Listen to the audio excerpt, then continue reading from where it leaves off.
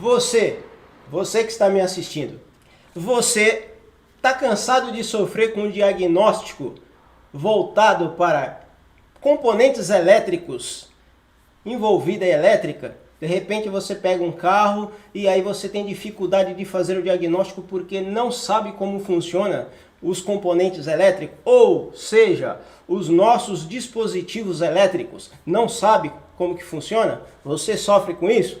Bem, então chega de sofrer, porque hoje é o dia que você vai conhecer alguns componentes que faz parte da eletricidade de um automóvel. Então, não só conhecer, mas saber como ele funciona para que isso venha a facilitar o seu diagnóstico. Bom, eu sou o Pedro Pereira, especialista em reparação automotiva. Sejam bem-vindos e bem-vindas à nossa live de hoje, falando sobre eletricidade básica, componentes controladores, que na verdade são dispositivos elétricos, né?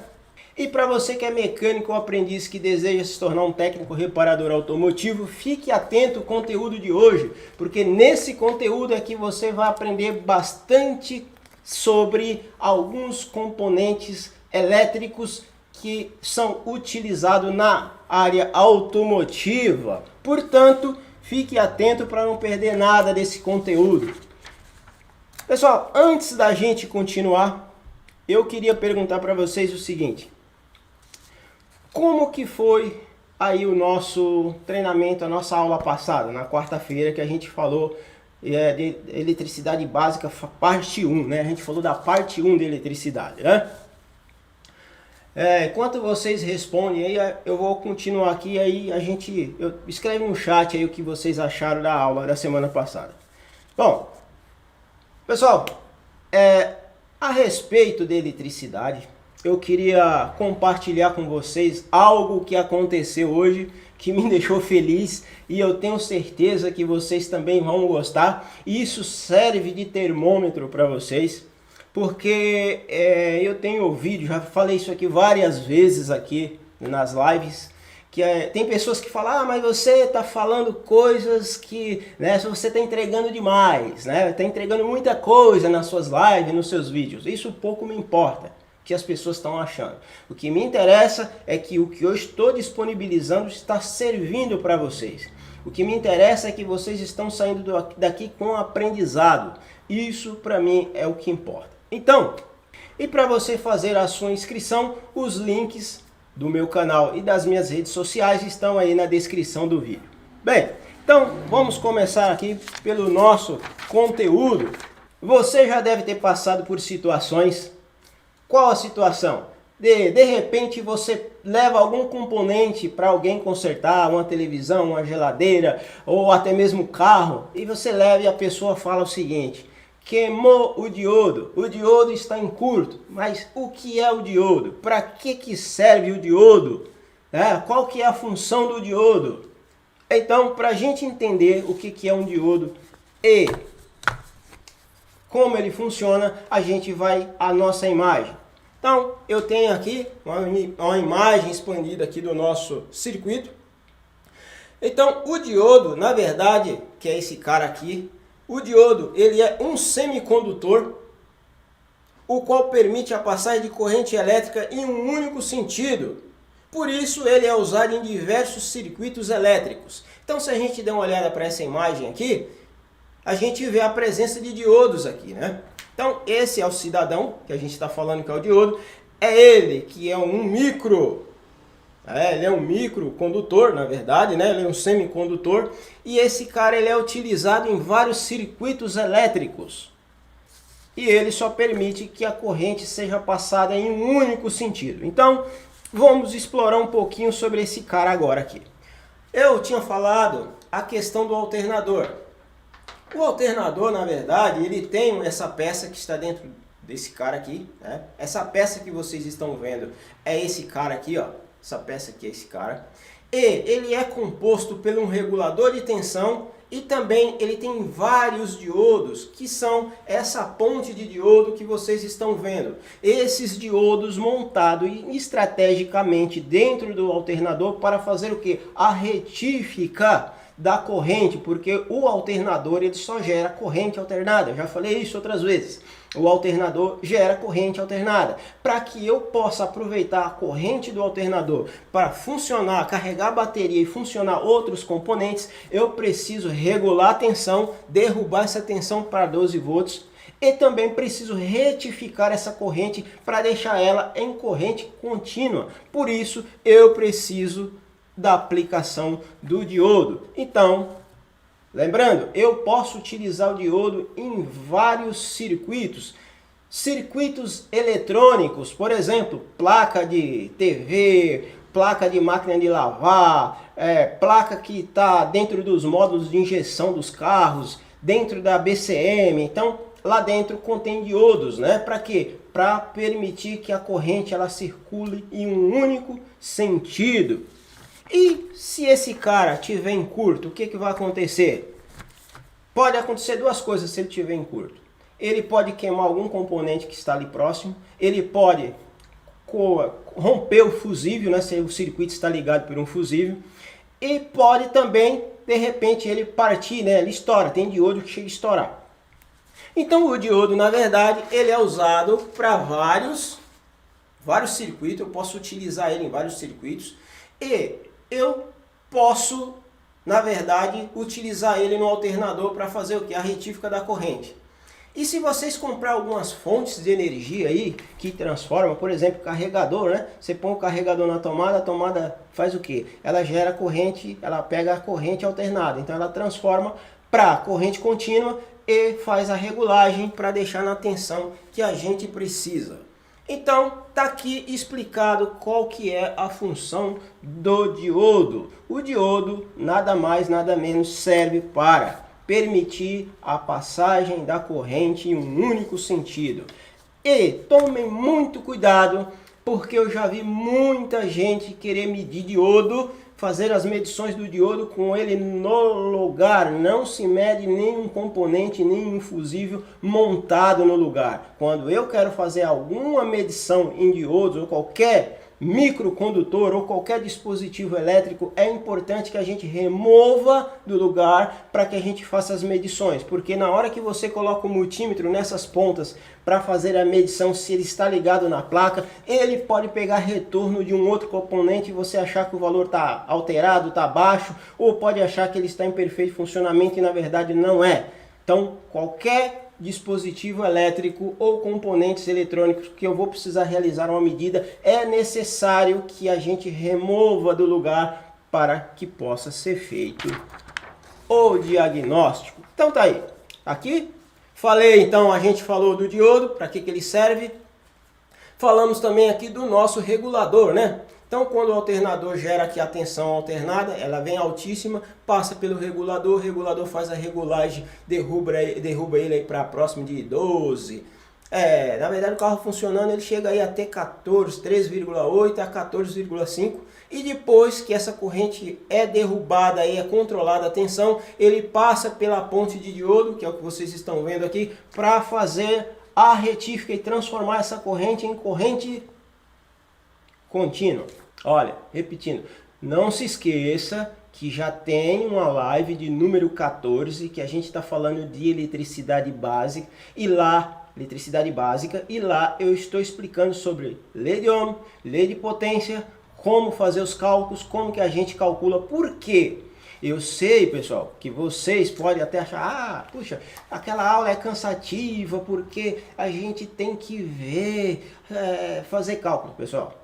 Vocês só vão sentir falta a hora que vocês se depararem com um defeito tenebroso, que vocês vão parar e vão pensar, falar, e agora? Como que eu faço o cálculo para saber se essa corrente que está passando por esse diodo está dentro? Porque o diodo, pessoal, ele tem um valor de tensão que ele pode trabalhar e o valor de corrente que ele pode trabalhar. Tá? Não é qualquer diodo que você pode colocar ele em um único lugar. Dependendo do meu circuito, eu preciso saber qual o valor do diodo que eu vou colocar. Então, se eu tenho um diodo que está queimando, eu vou lá e coloco. O que eu preciso saber? Eu preciso saber quanto de tensão o diodo que eu estou colocando ele suporta, quanto de amperagem ele suporta, e eu tenho que fazer o cálculo da amperagem, da tensão, para ver se o que está passando ali está compatível com o diodo. É aonde vocês vão aplicar a fórmula da lei de potência e da lei de Ohm, que está lá na nossa live de número 14. Fique esperto com isso.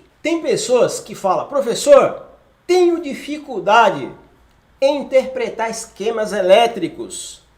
Tenho dificuldade de interpretar diagnóstico para eletricidade. Eu tenho dificuldade em pegar aqueles esquemas elétricos e olhar e saber quem é quem. Eu tenho muita dificuldade com isso. Sabe por que você tem dificuldade?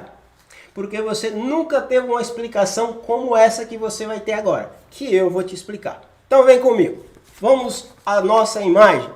Bom, aqui, pessoal, eu tenho um circuito de bomba de combustível. E aqui eu tenho o quê? Eu tenho um relé. Tem o que mais? Está aqui o relé, né? Está aberto, eu tenho a pinagem do relé pela parte de cima, eu tenho um módulo de injeção, eu tenho a minha chave de ignição, tenho a minha bateria e tenho um fusível de proteção. Bom, então, tem dificuldade com diagnóstico, e se tratando de eletricidade, então fica atento a essa dica aí. Vamos lá! Então vamos entender como que funciona essa bomba de combustível. Ela precisa do quê? Ela precisa de uma massa e precisa de um positivo. Até aqui não é novidade, mas espera lá que vem coisa aí. Bom, então agora, o que a gente vai fazer? Como que esse circuito funciona e como que eu vou interpretar um esquema elétrico?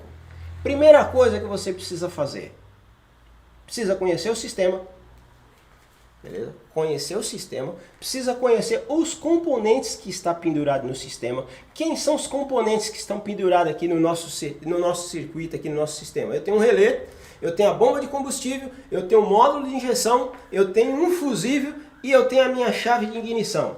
Eu sei como que funciona tudo isso? Sei, beleza? Então agora eu já sei, vai ficar fácil para a gente fazer o diagnóstico. E agora você vai lá, pega o esquema elétrico, você olha no esquema, você não consegue enxergar nada, né? Aquele esquema monstruoso que você não sabe por onde começar.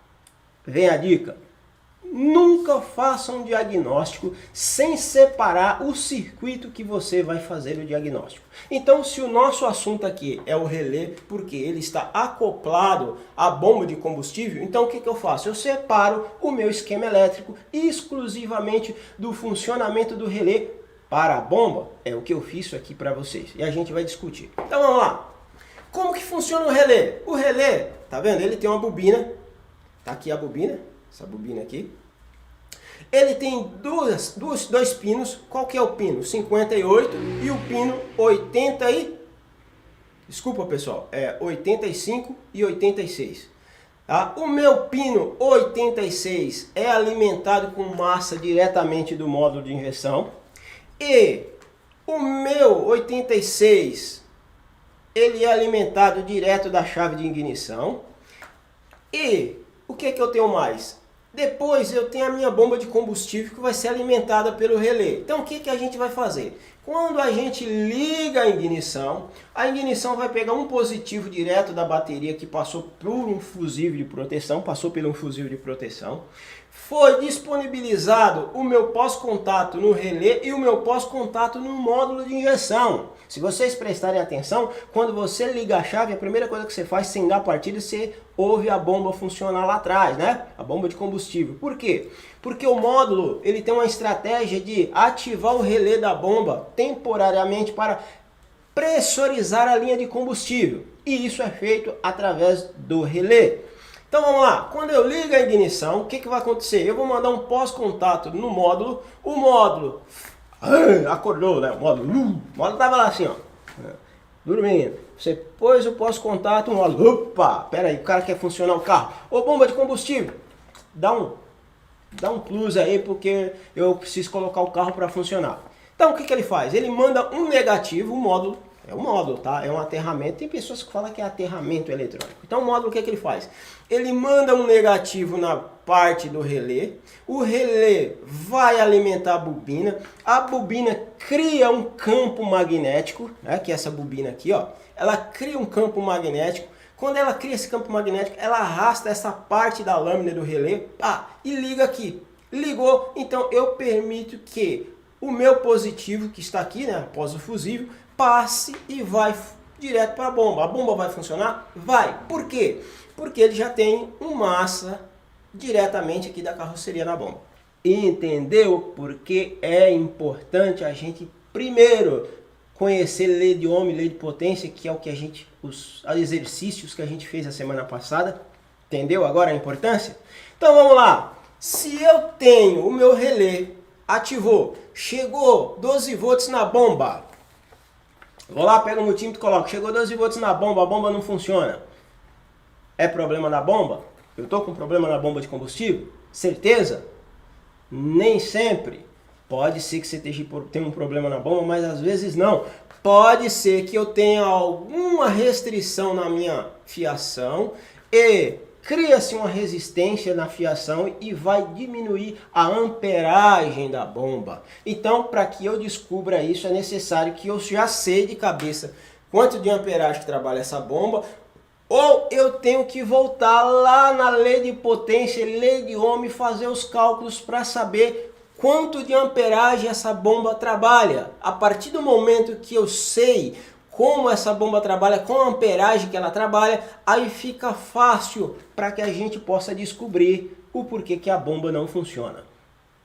Entendeu? Então aqui o meu relé está no circuito aqui justamente para quê?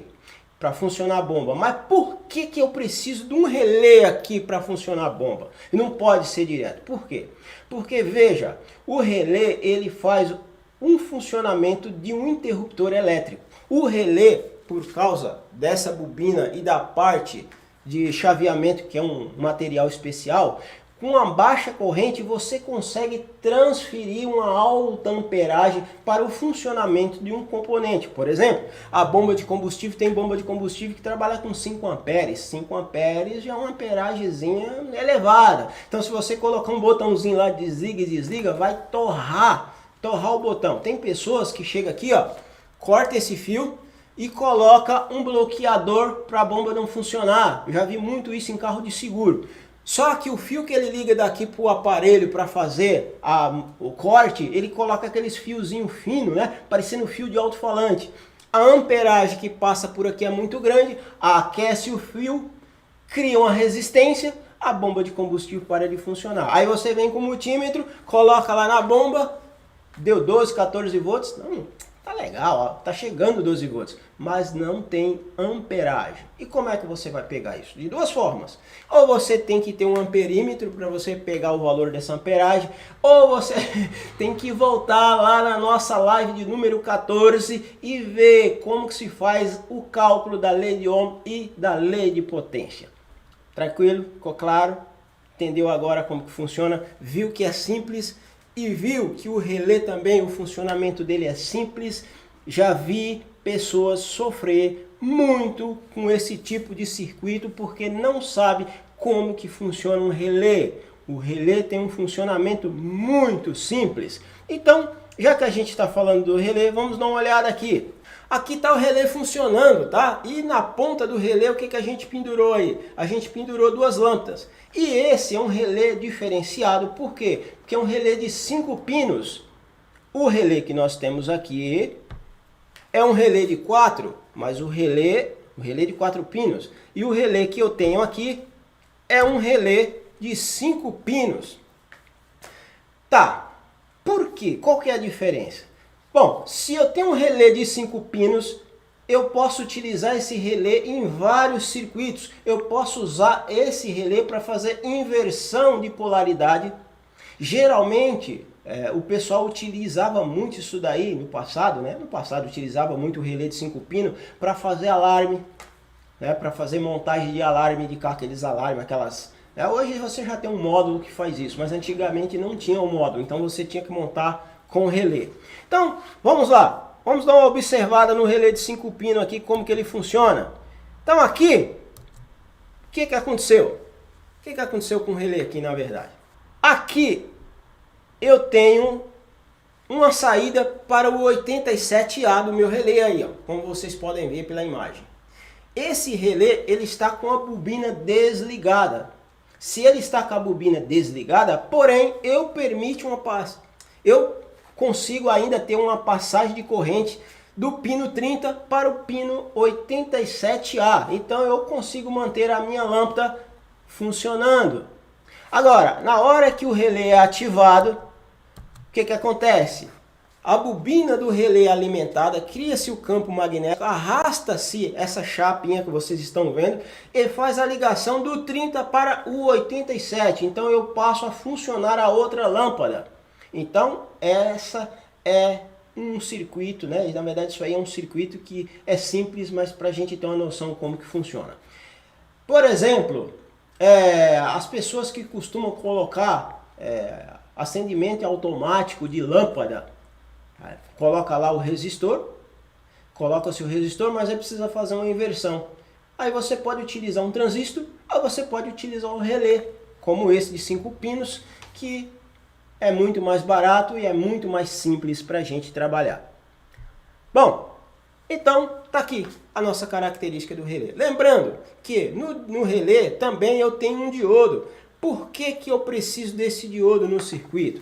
Eu preciso desse diodo no circuito por quê?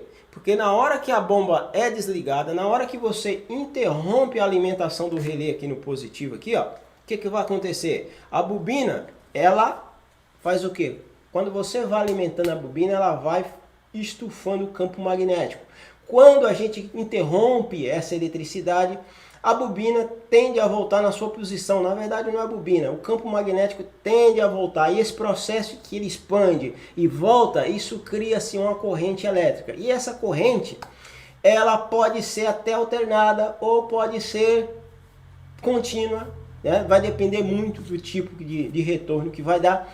E se eu tiver com o meu circuito ligado, o que vai acontecer? Eu posso queimar algum componente. Então, para evitar esse tipo de defeito, para evitar esse tipo de avaria, conhecido como força contra eletromotriz, o que acontece? Quando eu interrompo a chave, a bobina vai disparar uma corrente, a corrente vai vir aqui. Por que a corrente vai vir aqui, pessoal? Porque a corrente, ela tende a correr para o lado mais fácil.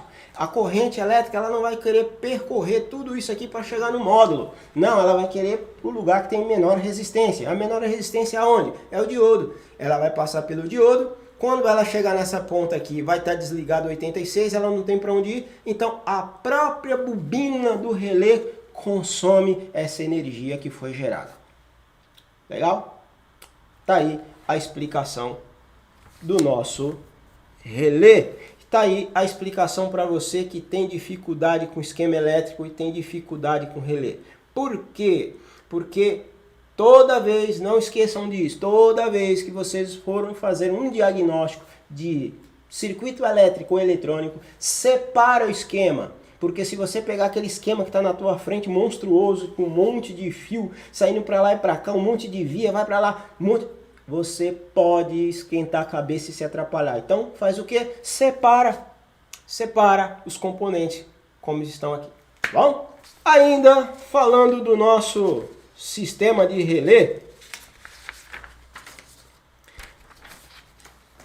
assim como eu falei lá atrás, né? Tem pessoas que chegou para mim, já chegou pessoas que chegou e falou: professor,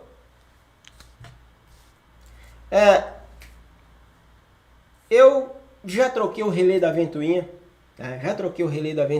tá aqui. Já coloquei um outro relé e não funciona, o maldito do relé não funciona. Já testei o relé, já fiz tudo que tinha que fazer e o maldito do relé, professor, não funciona. Peraí.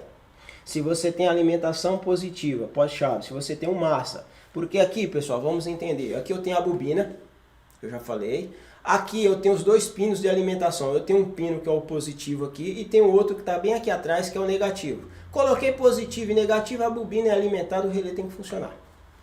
Coloquei positivo e negativo, o relé tem que funcionar. O que ele vai fazer? Ele vai pegar, vai criar um campo magnético e vai arrastar essa parte aqui que está levantada e vai colar.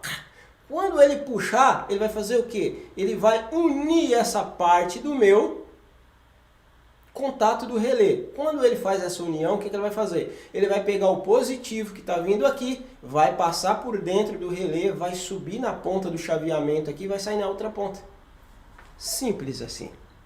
Mas por que é importante vocês vocês entenderem como isso funciona?